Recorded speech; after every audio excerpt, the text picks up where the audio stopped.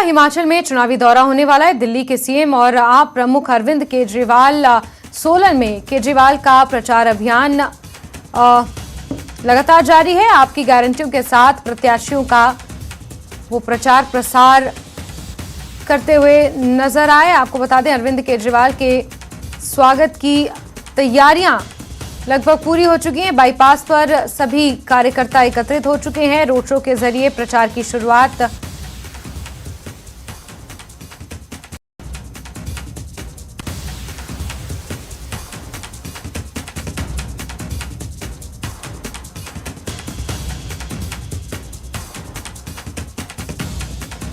तो इसी बीच एक बड़ी खबर मिल रही है, जहां घुसपैठ की बड़ी कोशिश को नाकाम किया गया है। पुंछ के देगवार में आर्मी ने इस कोशिश को नाकाम किया है। तो लगातार घुसपैठ की कोशिश की जा रही है और घुसपैठ की कोशिश को नाकाम किया गया है। पुंछ से ही आपको खबर दे रहे हैं, जहां के देगवार सेक्टर में आर्मी ने बड़ी कार्रवाई को अंजाम देते हुए घुसपैठ की बड़ी कोशिश को नाकाम किया है। तो आपको बता दें, नियंत्रण रेखा के पास लगातार इस तरीके से आतंकवादियों द्वारा घुसपैठ की कोशिश जारी है और घुसपैठ की इस बड़ी कोशिश को यहां आर्मी ने नाकाम किया है। 3 आतंकवादी मारे गए हैं। हमारे वरिष्ठ सहयोगी तजिंदर सिंह सोडी जी इस वक्त फोन लाइन पर जुड़ चुके हैं। तजिंदर जी, क्या कुछ जानकारियां इसको लेकर मिल पाई हैं?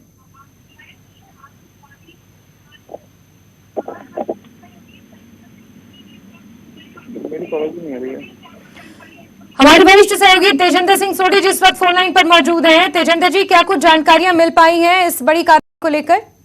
देखिए, आज सुबह ही भारतीय सेना की जो टुकड़ी है नियंत्रण रेखा की, ये दिगवार एरिया है लाइन ऑफ कंट्रोल पे पुंछ डिस्ट्रिक्ट में। वहां पर भारतीय सेना ने कुछ मूवमेंट देखी लाइन ऑफ कंट्रोल के पास। कुछ 5 आतंकी भारतीय सीमा में नियंत्रण रेखा से घुसपैठ करने की कोशिश कर रहे थे। उसके बाद भारतीय सेना ने इन आतंकियों को चैलेंज किया, जिसके बाद वहां पर काफी भारी मात्रा में गोलाबारी जो है एक्सचेंज हुई, जिसमें 3 आतंकी जो हैं, घुसपैठिए जो हैं, वो ढेर कर लिए गए हैं, जिनकी कब्जे से भारी मात्रा में हथियार और गोला बारूद बरामद हुए हैं। 3 आतंकी मारे गए हैं इस घुसपैठ की कोशिश, जिसको सेना ने नाकामयाब किया। एक जो आतंकी का शव है वो भारतीय सेना ने रिकवर कर लिया है, जिससे 2 AK-47 राइफल और काफी भारी मात्रा में जो बाकी हथियार हैं वो मिले हैं। जो 2 और आतंकी मारे गए थे, उन्हें उनके जो साथी हैं वो उनके शवों को, उनकी लाशों को घसीट के पाकिस्तान के जो अधिकृत कब्जे वाला, इलीगल कब्जे वाला कश्मीर है, वहां ले गए हैं।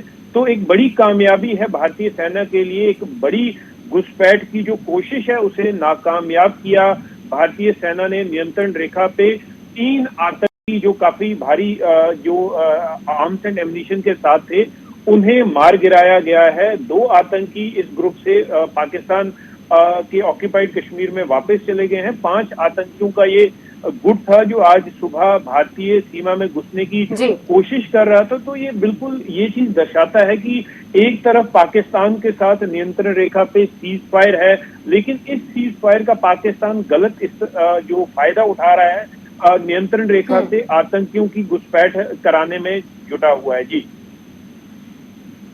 जी, साथ ही तेजिंदर जी, जिस तरीके से लगातार घुसपैठ की कोशिशें आतंकवादियों द्वारा की जा रही हैं, इनकी टाइमिंग को लेकर भी सवाल अहम हो जाता है, क्योंकि अब से कुछ ही समय बाद भारी बर्फबारी LOC के पास हो जाएगी और फिर इनका भारत की सीमा में प्रवेश करना और थोड़ा कठिन हो जाएगा। इसलिए टाइमिंग पर भी बार बार सवाल उठ रहे हैं। सही कहा आपने। अभी पाकिस्तान की तरफ से कोशिश यही है कि किस तरह से ज्यादा आतंकी जो हैं उन्हें किसी तरीके से भारतीय सीमा में घुसपैठ उनकी कराई जाए। अगर आपको याद हो, कुछ दिन पहले ही केरन सेक्टर में भारतीय सेना ने घुसपैठ की कोशिश को नाकामयाब किया। वहां पर एक आतंकी को मार गिराया और आज 5 आतंकियों के जो गुट था, ये भारतीय सीमा में घुसने की कोशिश कर रहा था। उससे जो घुसपैठ है उसे भी भारतीय सेना ने विफल किया है। 3 आतंकियों को मार गिराया है और जो 2 आतंकी पाकिस्तान की अधिकृत जो इलीगल कब्जे वाला कश्मीर है वहां वापस जाने में कामयाब रहे हैं, वो भी इंजर्ड हैं। तो ये बिल्कुल दर्शाता है कि पाकिस्तान हमेशा से उसकी ये कोशिश रहती है कि भारतीय सीमा में घुसपैठ कराई जाए, दूसरी तरफ नियंत्रण रेखा और इंटरनेशनल बॉर्डर से ड्रोन के जरिए हथियारों को भेजा जा रहा है।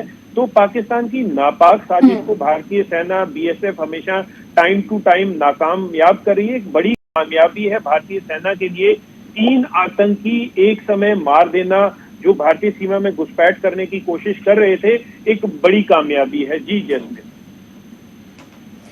बिल्कुल तेजिंदर जी, इसमें कोई दो राय नहीं है कि भारतीय सेना या बीएसएफ लगातार इस तरीके की बड़ी कार्रवाई को अंजाम देते हुए सफलता भी हासिल कर रहे हैं। लेकिन अपने आप में ये सवाल अहम हो जाता है कि बार बार घुसपैठ की कोशिशों को नाकाम किया जा रहा है, लेकिन उसके बावजूद भी पाकिस्तान बाज नहीं आ रहा है और आतंकवादी लगातार सीज फायर करते हुए इस तरीके से भारतीय सेना में, भारतीय बॉर्डर्स में, कश्मीर में, जम्मू में घुसने कोशिश कर रहे हैं। तो क्या अब समय आ गया है कि एक और बड़ा एक्शन इनके खिलाफ यहां पर लिया जाए?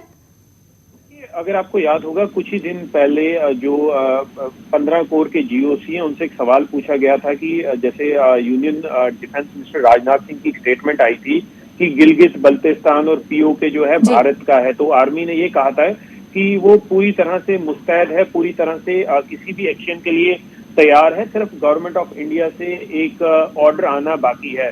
तो पाकिस्तान को किसी भी समय सबक सिखाने के लिए भारतीय सेना जो है किसी भी ऑपरेशन को करने के लिए बिल्कुल तैयार है, सिर्फ गवर्नमेंट ऑफ इंडिया से उनको डायरेक्शंस आना जो है उसका वेट है। लेकिन आप जो हम बात कर रहे हैं नियंत्रण रेखा पे, चाहे वो जम्मू रीजन हो चाहे कश्मीर हो, भारतीय सेना बिल्कुल तैयार है, मुस्तैद है। इसीलिए जितने भी घुसपैठ की कोशिशें की जाती हैं टाइम टू टाइम, उसे भारतीय सेना विफल कर रही है।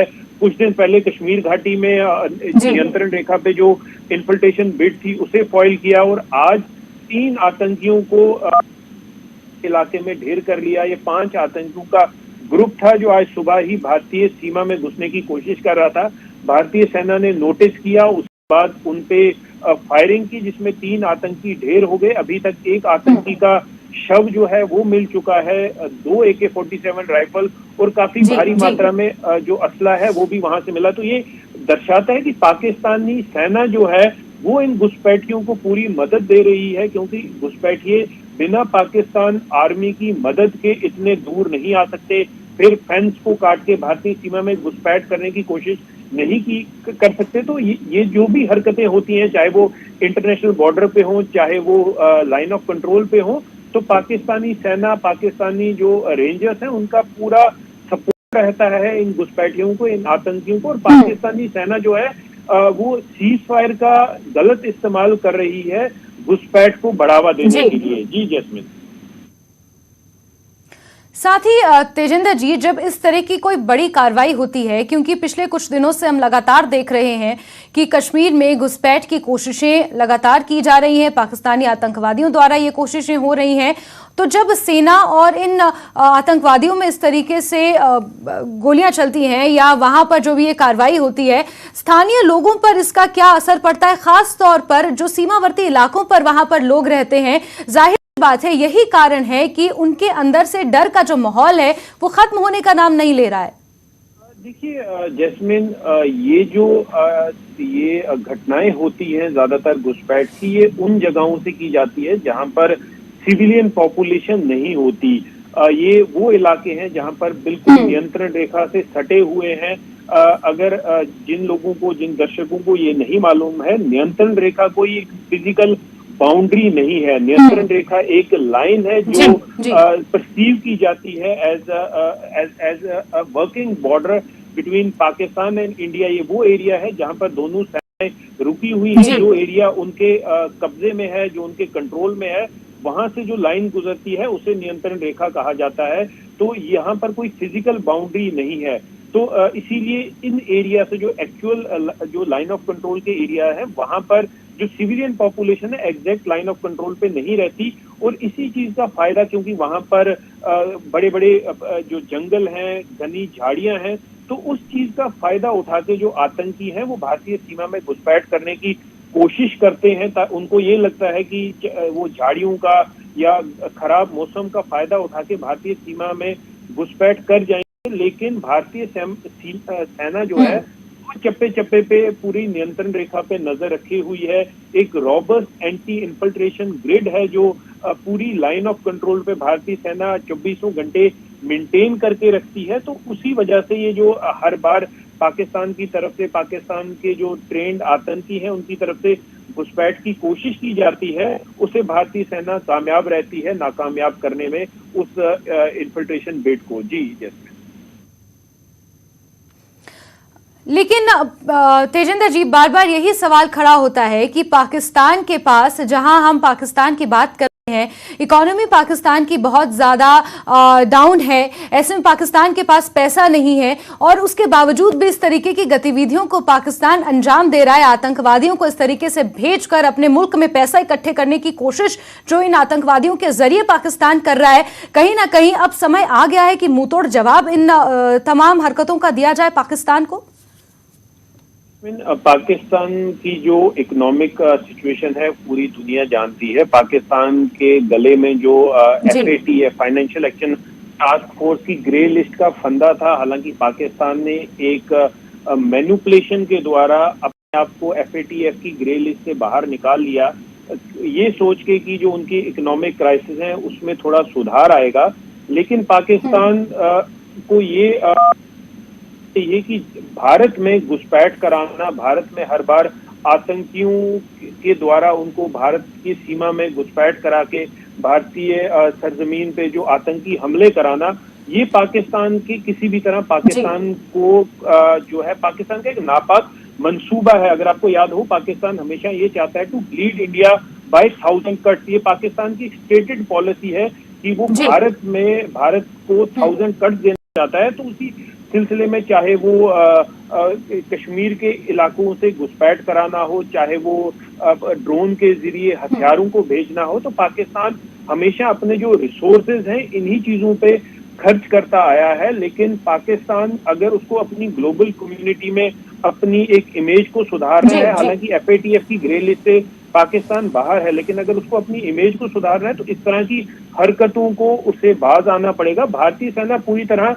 मुस्तैद है किसी भी तरह की कार्रवाई के लिए। सिर्फ गवर्नमेंट ऑफ इंडिया की उनको एक इंस्ट्रक्शंस की जरूरत है, एक ऑर्डर की जरूरत है। जब वो ऑर्डर दिया जाएगा, आपको याद हो बालाकोट एयर स्ट्राइक्स हुए थे, उससे पहले सर्जिकल स्ट्राइक्स हुए थे, तो भारतीय सेना पूरी तरह से मुस्तैद है किसी भी तरह की कार्रवाई के लिए। सिर्फ एक ग्रीन सिग्नल की जरूरत है, गो अहेड की जरूरत है गवर्नमेंट ऑफ इंडिया की तरफ से। जी